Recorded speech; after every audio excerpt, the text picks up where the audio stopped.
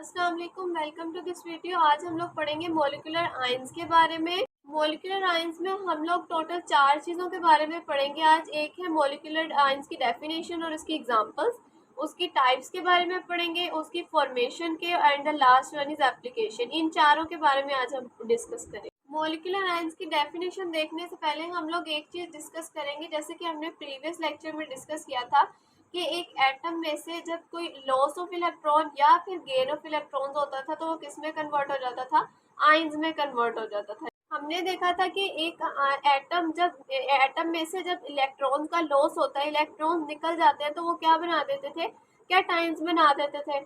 और एक एटम जिसमें से गेन ऑफ इलेक्ट्रॉन, जिसमें इलेक्ट्रॉन्स ऐड होते थे, वो कौन सा आयन बनाते थे, एन आयंस बनाते थे। लॉस ऑफ इलेक्ट्रॉन की वजह से हमने पढ़ा था कि कैटायंस पे पॉजिटिव चार्ज होता है, और गेन ऑफ इलेक्ट्रॉन्स की वजह से हमने पढ़ा था कि एनाइंस में कौन सा चार्ज होता है, नेगेटिव चार्ज होता है। बिल्कुल इसी तरह से हम लोग जैसे एटम में से एक इलेक्ट्रॉन गेन या लॉस होता था तो आयंस बनते थे, सेम वैसे जब एक मॉलिक्यूल में से इलेक्ट्रॉन्स का लॉस या इलेक्ट्रॉन गेन होंगे तो वो क्या बना देगा, मॉलिक्यूलर आयन बना देगा। मॉलिक्यूल में से जब लॉस ऑफ इलेक्ट्रॉन होगा तो वो क्या बना देगा, कैटायनिक मॉलिक्यूलर आयन। बिल्कुल सेम इसी तरीके से।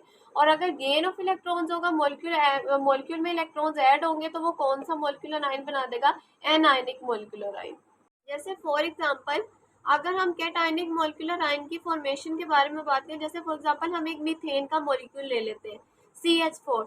मीथेन के मॉलिक्यूल में से जब एक इलेक्ट्रॉन लॉस हो जाएगा, ठीक है, तो वो क्या बना देगा, ये CH4 पॉजिटिव बना देगा। ठीक है, क्या बना देगा, CH4 पॉजिटिव, मतलब कैटायनिक मॉलिक्यूलर आयन। एक इलेक्ट्रॉन लॉस हो गया तो मॉलिक्यूल में से लॉस हुआ, इसलिए ये क्या बन गया, कैटायनिक मॉलिक्यूलर आयन।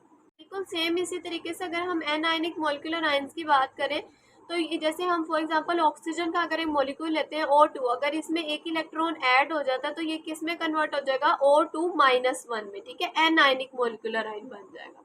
इसी बेस पे हम मॉलिक्यूल की डेफिनेशन के बारे में देखते हैं।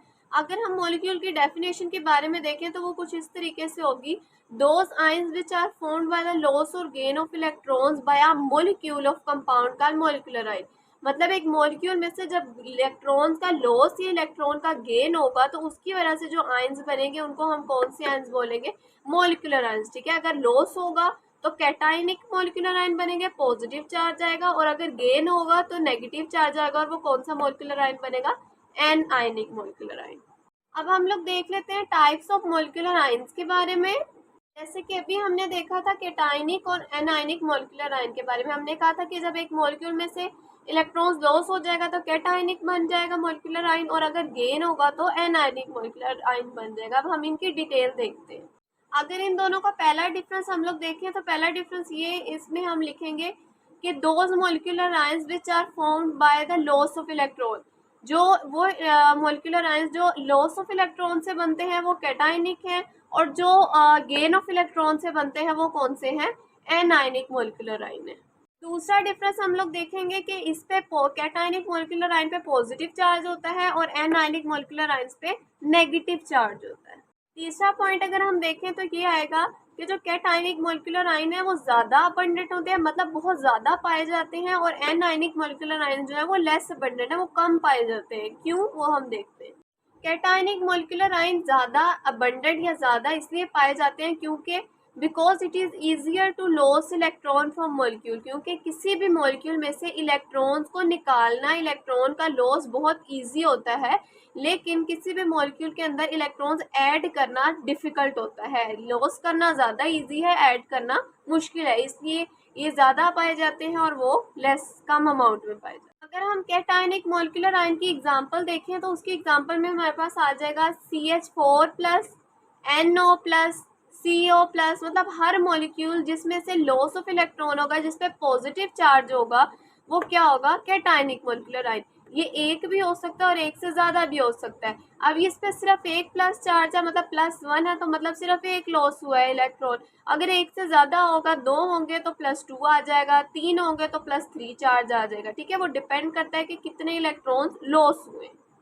इसी तरह अगर हम एनायनिक मॉलिक्यूलर आयन की बात करें तो एनायनिक मॉलिक्यूलर आयन में हमारे पास एग्जांपल आ जाएगी, जैसे O2-1, O2-2 and many more.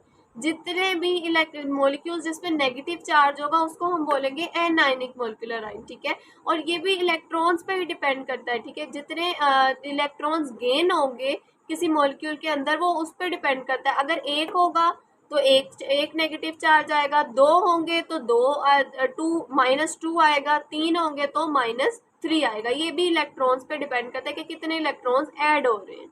अब हम लोग पढ़ेंगे फॉर्मेशन ऑफ मॉलिक्यूलर आयंस के बारे में कि मॉलिक्यूलर आयंस बनते कैसे हैं। इसकी फॉर्मेशन में हम लोग बोलेंगे कि molecular ion can be formed by passing high energy beam, जैसे अल्फा पार्टिकल और X rays through a gas, ठीक है।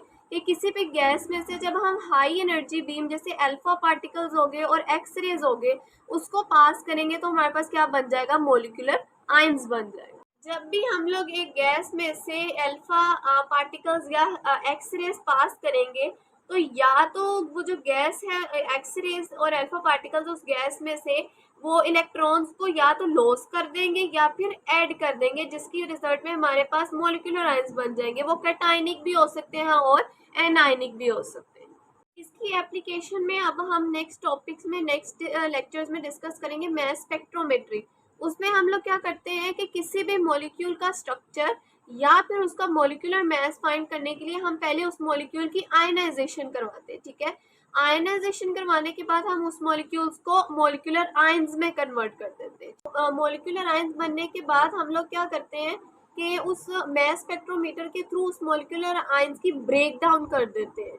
यहाँ से हम मॉलिक्यूलर आयंस को ब्रेक डाउन करके उसका स्ट्रक्चर और उसका मॉलिक्यूलर मास फाइंड कर लेते हैं, ठीक है। तो इसकी एप्लीकेशन कुछ इस तरीके से हम लिखेंगे। ये हम लोग कहेंगे इसकी एप्लीकेशन में कि मॉलिक्यूलर आयंस के थ्रू हम लोग किसी भी मॉलिक्यूल का स्ट्रक्चर या फिर उसका मॉलिक्यूलर मास फाइंड कर सकते हैं, ठीक है, मास स्पेक्ट्रोमेट्री के थ्रू।